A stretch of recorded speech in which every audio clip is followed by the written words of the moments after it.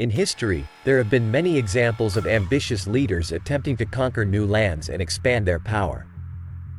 One such example is Louis XII, who invaded Italy in the hopes of gaining control over the city-states within the country. His first conquest was Milan, followed by Florence and Rome. Louis then set his sights on Naples and formed an alliance with the King of Spain to divide the kingdom. However, this agreement quickly fell apart, leading to conflict between the Spanish and the French.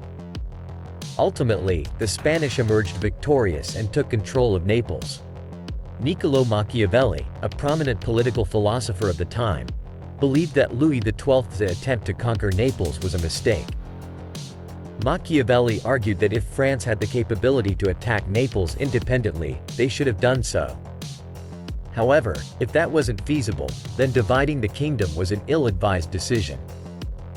According to Machiavelli, acquiring power and wealth is a natural and desirable pursuit, and leaders should not be criticized for it. However, failure to achieve one's goals invites blame and criticism. Machiavelli's cynical realism is evident in his view that societal approval generally favors success, regardless of the means employed to achieve it, even if those means are immoral or cruel.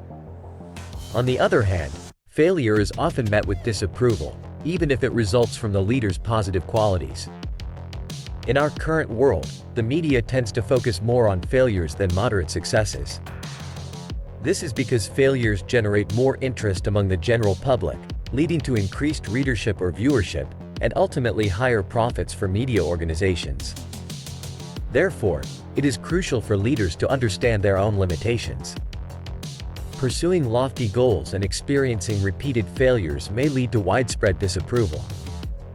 As Machiavelli suggests, aspiring leaders must acquire power for themselves, rather than relying on others. They should cultivate their own forces, composed of their own subjects or citizens, rather than depending on mercenaries or soldiers borrowed from more powerful states. Using armies from external sources puts a leader in a vulnerable position, as victory is attributed to the power of another state and the loyalty of the troops is uncertain. Machiavelli illustrates this point with the example of Hiero the Syracusan, who followed the proverb of using one's own arms.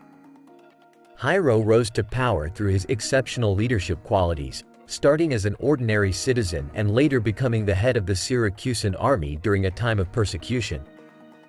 He eventually became a prince. Hiero was not afraid to use cruelty to maintain his control and replaced his old army with soldiers of his own. Recognizing the unreliability of mercenaries, he had them all killed to eliminate the risk they posed.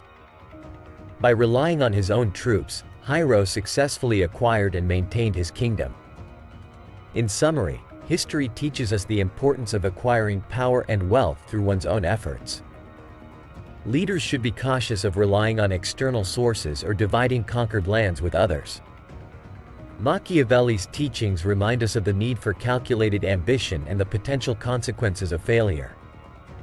By understanding our own limitations and relying on our own resources, we increase the likelihood of achieving long-term success and avoiding criticism. So, my friend, what actions from this video will you implement in your own life? Will you embrace the lessons of Machiavelli and strive for success on your own terms? Only time will tell.